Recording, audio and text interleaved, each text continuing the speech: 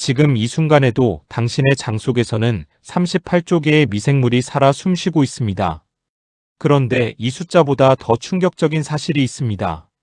주말 하루 단 한 끼 혹은 24시간의 공복만으로 이 38조 개의 생태계가 완전히 다른 얼굴로 바뀐다는 것입니다. 유익균은 폭발적으로 늘어나고 유해균은 굶어 죽기 시작합니다. 오늘 이 영상에서 그 충격적인 과학적 진실을 낱낱이 파헤쳐 드리겠습니다. 먼저 우리 몸속 장이 얼마나 중요한지부터 이야기해야 합니다. 장은 단순히 음식을 소화하는 기관이 아닙니다. 현대의학은 장을 가리켜 제2의 뇌라고 부릅니다. 이유가 있습니다. 장 속에는 약 1억 개의 신경세포가 있으며 이는 척수 전체의 신경세포 수와 맞먹는 숫자입니다. 또한 행복 호르몬으로 불리는 세로토닌의 무려 9,095%가 장에서 만들어집니다. 면역세포의 70%가 장에 집중되어 있고 장내 미생물이 분비하는 단세지방산은 뇌혈관 장벽을 통과해 인지기능과 감정 조절에 직접 관여합니다. 다시 말해 장이 무너지면 면역이 무너지고 뇌가 무너지고 결국 전신이 무너집니다. 그렇다면 장내 생태계는 어떻게 구성되어 있을까요? 건강한 장 속에는 유익균, 유해균, 그리고 중강균이 공존합니다. 이상적인 비율은 유익균 25%, 중강균 65%, 유해균 10%입니다. 문제는 현대인의 장 속 유해균 비율이 이미 2030%를 넘어선 경우가 많다는 점입니다.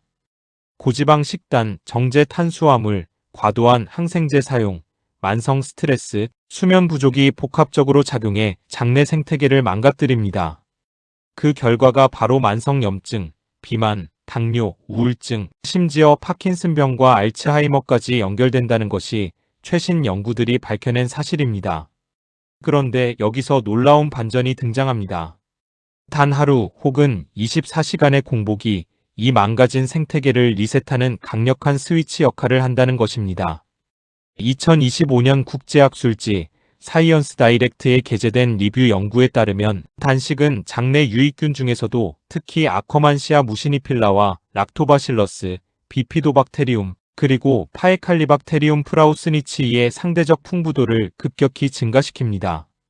이 중 아커만시아 무시니필라는 최근 10년간 장 건강 연구에서 가장 주목받는 세균입니다. 장 점막층을 두텁게 유지하고 장 누수 증후군을 막으며 비만과 당뇨, 자가면역 질환 예방과 직접 연결됩니다. 중요한 것은 이 세균이 영양소가 없는 공복 상태에서 다시 말해 장 점막의 뮤신을 먹으며 오히려 더 활발히 증식한다는 사실입니다. 먹이를 주지 않아야 자라는 역설적인 세균이 바로 아커만시아입니다. 그렇다면 500%라는 수치는 어디서 나온 것일까요? 2022년 프론티어스 인 마이크로바이올로지에 발표된 연구에서 간헐적 단식 프로토콜을 따른 참가자들의 장내 미생물 분석 결과 락토바실러스와 비피도박테리움 계열의 항염증성 균주가 유의미하게 증가했습니다. 2025년 메타 분석 데이터에 따르면 하루 1418시간의 공복창을 유지했을 때 아커만시아 무시니필라의 풍부도가 0.61, 이 로그 E-폴드 증가했습니다. 로그 E-폴드 수치를 실제 배수로 환산하면 0.6 로그 E-폴드는 약 1.5배 증가, 1.2 로그 E-폴드는 약 2.3배 증가를 의미합니다. 그런데 24시간 완전 공복에서는 이 효과가 더욱 극대화됩니다. 10일간의 장기 단식 연구에서는 락노스피라세아에와 루미노코카세아의 계열균이 감소하는 대신 부티르산 생산균 전체의 상대적 비율이 급격히 올라갔습니다. 부티르산은 대장 상피세포의 주요 에너지원으로 장 점막 장벽을 강화하고 ANF-B 경로를 억제해 전신 염증을 낮추는 핵심 물질입니다. 다양한 연구들을 종합하면 단기 단식 후 특정 유익균 군집이 기준선 대비 35배, 즉 30만 500%까지 상승하는 결과가 반복적으로 관찰되며 이것이 500% 폭발이라는 표현의 과학적 근거입니다. 이제 메커니즘을 더 깊이 들여다봅시다. 공복 상태가 시작되면 장내에서는 총 3가지의 극적인 변화가 연쇄적으로 일어납니다. 첫 번째는 유해균의 아사입니다. 클로스트리디움, 에세리키아, 캔디다 등 대표적인 유해균과 병원성 균들은 대부분 외부에서 공급되는 단당류와 정제 탄수화물을 주식으로 삼습니다. 공복이 길어질수록 이들의 먹이가 사라지고 먹이 경쟁에서 패한 유해균들은 개체 수가 급감합니다. 두 번째는 단쇄지방산의 급증입니다. 먹이 경쟁에서 이긴 유익균들, 특히 파에칼리박테리움, 프라우스니치이와 로즈부리아 계열이 장내 잔여 식이섬유와 뮤신을 발효시키며 부티르산, 프로피온산, 아세트산을 폭발적으로 생산합니다.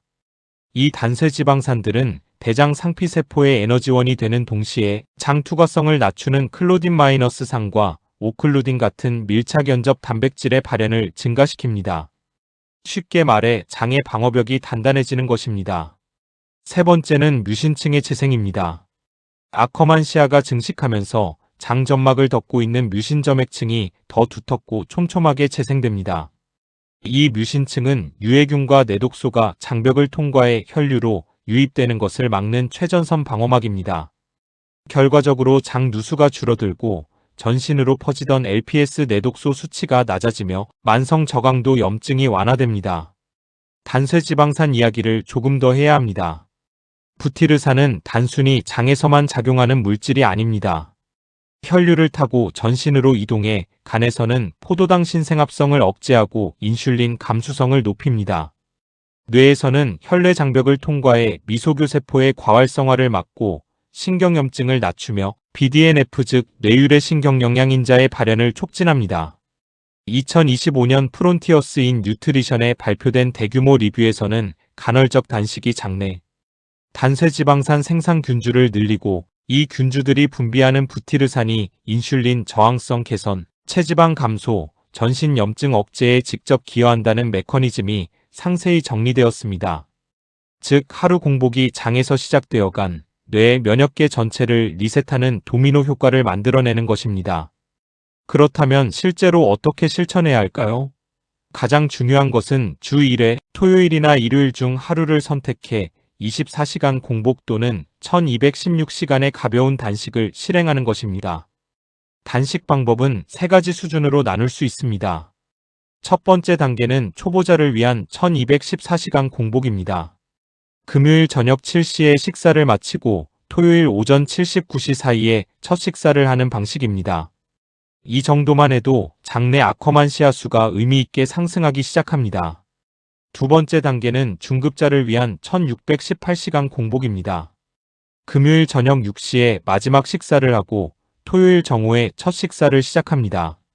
2단계에서 단쇄지방산 생산이 급격히 늘어나고 유해균의 개체수 감소가 명확히 관찰됩니다. 세 번째 단계는 건강한 성인이 시도할 수 있는 24시간 완전 공복입니다. 토요일 저녁 식사를 마치고 일요일 저녁까지 물과 무가당 차만 섭취합니다. 2단계에서 파에칼리박테리움 프라우스니치이와 로즈부리아의 부티르산 생산이 최고조에 달합니다. 단식 중 수분 섭취는 매우 중요합니다. 생수와 무가당 허브차는 자유롭게 마실 수 있습니다. 특히 생강차는 장 운동을 부드럽게 유지시키며 공복 중 위장 불편감을 줄여주고 녹차에 들어있는 이지시즈는 아커만시아의 성장을 직접 지원한다는 연구 결과가 있습니다.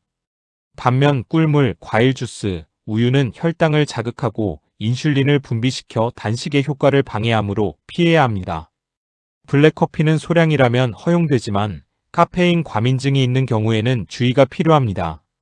단식이 끝난 후 첫 번째 식사가 단식만큼 중요합니다. 공복 이후 갑자기 고칼로리 식사를 하면 장내 환경이 다시 원점으로 돌아갑니다. 단식을 마친 후 첫 번째 식사는 반드시 프리바이오틱스와 프로바이오틱스가 풍부한 음식으로 구성해야 합니다. 구체적으로는 치커리, 양파, 마늘, 아스파라거스, 바나나 같은 프리바이오틱스 식품과 함께 김치, 된장국, 캐피어, 요거트 등 발효식품을 조합하는 것이 이상적입니다. 이 조합이 공복으로 활성화된 유익균들에게 즉각적인 먹이를 공급해 증식을 더욱 가속화합니다.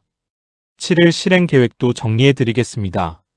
1일에서 2일에는 현재 식습관을 그대로 유지하면서 마지막 식사 시간만 30분씩 앞당깁니다. 3일에서 4일에는 저녁 식사를 7시 이전에 마치고 다음날 아침 8시 이후에 첫 식사를 해서 13시간 공복에 도전합니다. 5일에서 6일에는 주말 하루를 선택해 16시간 공복을 실행하고 단식 종료 후 첫 식사를 발효식품 중심으로 구성합니다. 7일 이후에는 주 1회 1624시간 공복을 정기적으로 유지하고 한 달 후 소화 상태, 배변 규칙성, 피부 상태, 에너지 수준의 변화를 기록하며 확인합니다. 마지막으로 반드시 알아야 할 주의 사항을 말씀드립니다. 단식은 모든 사람에게 동일하게 적용될 수 없습니다. 제1형 당뇨 환자, 저혈당 위험이 있는 분, 임산부 및 수유부, 18세 미만 성장기 청소년, 섭식장애 병력이 있는 분, 신장 기능이 저하된 분은 반드시 전문 의료진과 상담 후 진행해야 합니다.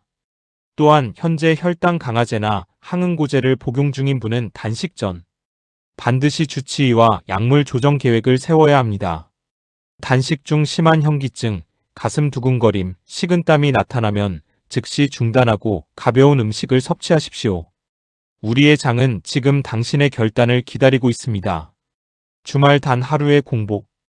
그것이 38조 개의 미생물 생태계를 리셋하고 면역을 복원하며 염증을 잠재우는 가장 강력하고 가장 단순한 방법입니다.